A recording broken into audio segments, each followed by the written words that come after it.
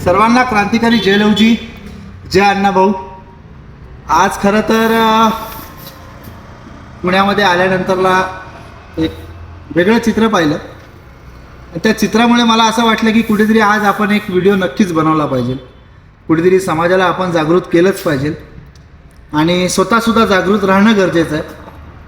त्याच्यामुळे आजचा एक माझा छोटासा विषय आहे की येणाऱ्या निवडणुका आहेत, ज्या महानगरपालिकेच्या निवडणुका आहेत आणि महाराष्ट्रभर ह्या निवडणुकाचा आहेत मुळात।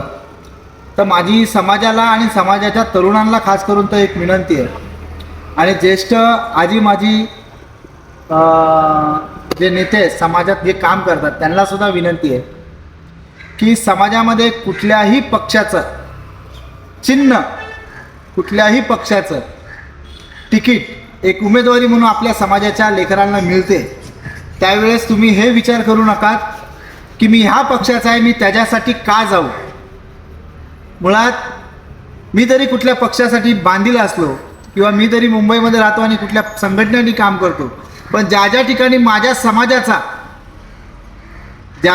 माझ्या समाजाचा उमेदवार मग त्या वेगवेगळ्या संघटनेमधून जरी निवडून म्हणजे उभा राहत असेल निवडणुकीसाठी, तरी ती एक दिवसासाठी तरी माझी एक जबाबदारी बनते की माझ्या भावासाठी, माझ्या बहिणीसाठी, माझ्या ताईसाठी, माझ्या आईसाठी मला तिथे प्रचाराला जाणं आहे। कारण की माझ्यातलाच कोणतरी ह्या राजकीय क्षेत्रामध्ये जर का त्याला एखादी संघटना उभी करते तर त्याच्यासाठी आपण खरोखर जाणं गरजेचं आहे। कारण की आपला समाज राजकीय प्रवाहात हा मोठ्या प्रमाणात आला पाहिजे, तो दिसला पाहिजे, म्हणून मी जाणार आहे।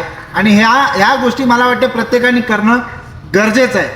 इथे हे बघू नका, पुन्हा एकदा सांगतो की मी त्या पक्षाचा नाही आहे, आपण हे बघायला पाहिजे तो माझ्या समाजाचा आहे म्हणून। जय लवजी।